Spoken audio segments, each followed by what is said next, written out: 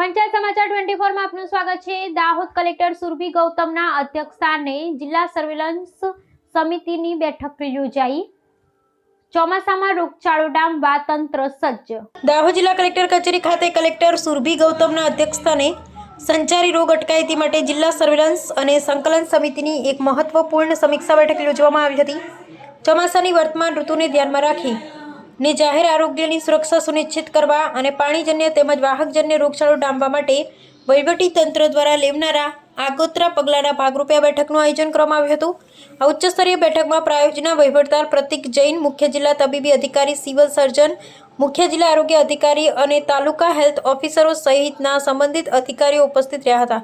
બેઠક દરમિયાન સલામત અને શુદ્ધ પીવાના પાણીનો પુરવઠો પૂરો પાડવા, ક્લોરિનેશનની કામગીરી વધુ સઘન બનાવવા તેમજ સિઝનલ ફ્લૂ અને અન્ય ઋતુજન્ય બીમારીઓના અસરકારક નિયંત્રણ માટેની વ્યૂહરચના અંગે વિસ્તૃત ચર્ચા કરવામાં આવી હતી।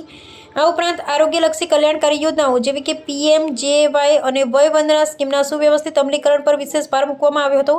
આરોગ્ય માળખાને વધુ સુદૃઢ બનાવવાના આશયથી બેઠક દરમિયાન અધિકારીઓ દ્વારા પ્રેઝન્ટેશનના માધ્યમથી વિવિધ બીમારીઓ અને ઝુંબેશની વર્તમાન સ્થિતિનો અહેવાલ રજૂ કરવામાં આવ્યો હતો, જેમાં સામૂહિક અને પ્રાથમિક આરોગ્ય કેન્દ્રોના નવા બાંધકામોની પ્રગતિ, ANC registration, TB, diarrhoea, HIV, malaria અને લેપ્રસી, રક્તપિત્ત જેવા રોગોના સર્વેલન્સની વિગતો આવરી લેવાઈ હતી। સિકલ સેલ એનિમિયા નિર્મૂલન અભિયાન અને બ્લડ ડોનેશન કેમ્પની કામગીરી સઘન સમીક્ષા કરી ભવિષ્યના છેવાડાના માનવી સુધી ઉત્તમ આરોગ્ય સેવાઓ પહોંચાડવા માટે તંત્રને સતર્ક રહેવા જરૂરી દિશા નિર્દેશો આપવામાં આવ્યા હતા।